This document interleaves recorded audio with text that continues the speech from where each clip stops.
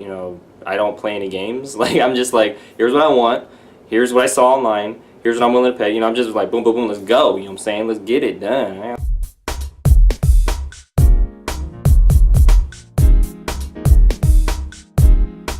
Hey, it's Lance McGowan here, and today I'm going to talk about a rather interesting topic, and it's when people ghost you in sales and relationships. And the term ghost could also be understood as disappear. They just kind of, poof, where'd they go?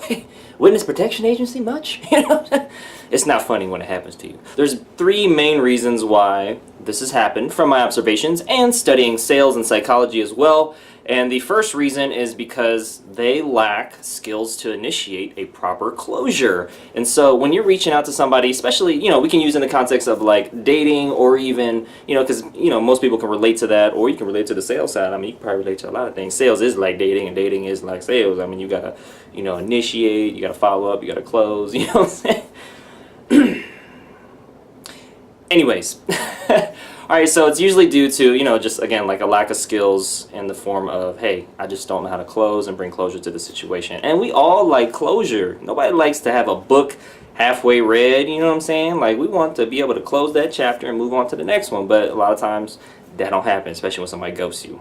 Alright, so the second reason why people ghost or disappear in sales and relationships is because they may have a more selfish, let's be real, okay, let's be real. We all selfish and prideful at the end of the day, because you remember Satan? He used to be called Lucifer. He fell because he was selfish and prideful, and that's one of the things I always remember about that biblical story is just like, wow, he took about a third of the angels with him, so he's like, hey, you know what I'm saying, I can do this better than God, you know what I'm saying, and hey, I'm going to just do it, and wasn't smart, okay, wasn't smart.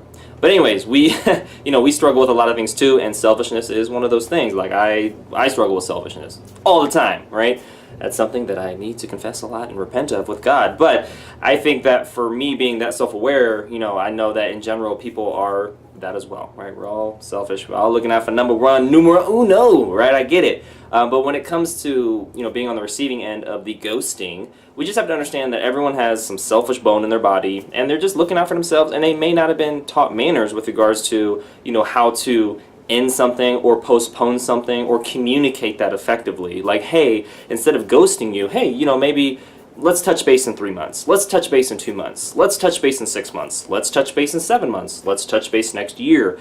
Even though that's a long time, that is still a form of more effective communication than absolutely just disappearing or going into witness protection agency, as I call it, or just ghosting, right? And the third reason, I'm getting kind of digging kind of deep now, and I understand why people ghost in certain situations. You got stalkers out there in the context of relationships, or you got really over persistent salespeople who try to hard sell. You might want to ghost them, ignore them.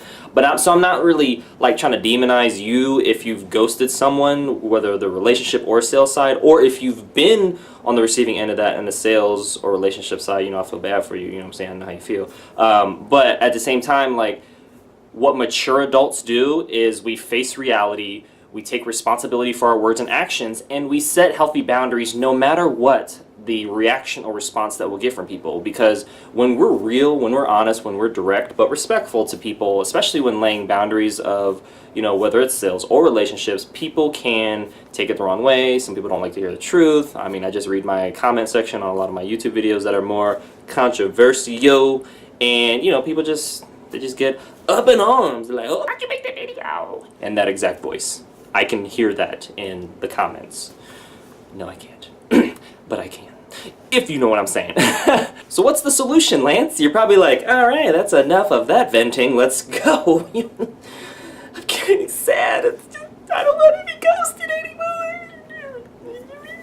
Okay, so the main things to do is talk to the next person. Alright, so in any type of sales, whether it's essential oils, whether it's supplements, whether it's any type of sales, it can be for products or services.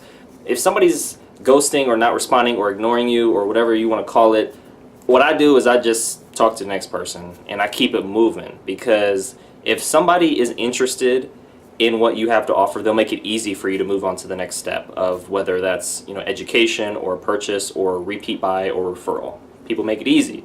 And I know that for myself. Like, I'm one of the easiest buyers because I'm very upfront and honest with people. And I've even been told, by car salesmen and other people, in the selling environment that, wow, like, you have a very unorthodox approach to buying something. And I was like, because I'm honest and real, and I don't play any games. Like, I'm just like, here's what I want, here's what I saw online, here's what I'm willing to pay. I'm just like, boom, boom, boom, let's go. You know what I'm saying? Let's get it done. I don't need the whole, dog and pony show here on stuff. You know what I'm saying? Like, I'm ready to go.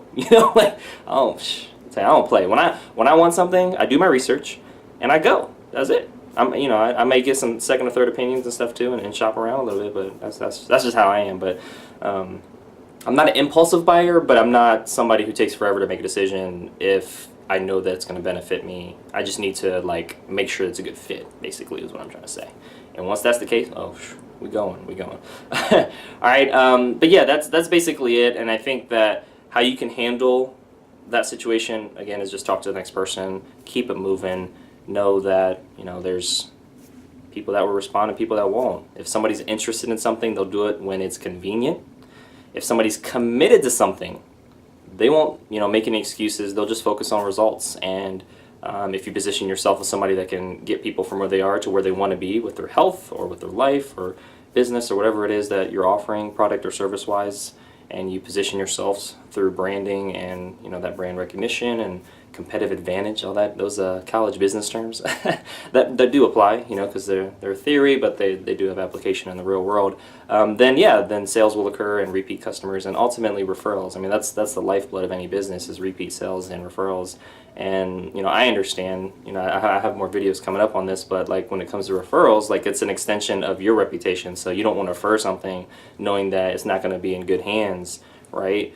You want to refer something because you had a good experience yourself, and that you know that if you refer your friend because they have a need, that they're going to be in good hands too, and they're going to get taken care of properly. And so that's something that I always make sure it's like, if I'm going to refer something, I want to make sure that that's the case. Or if I'm being referred, to someone, then they know that they're in good hands. Alright, well that concludes today's video. Thank you so much for watching. Make sure to hit the like button if you did. Make sure to hit the subscribe button for future video updates, and check out some of the links down below so you can continue to get your learn on. Yeah.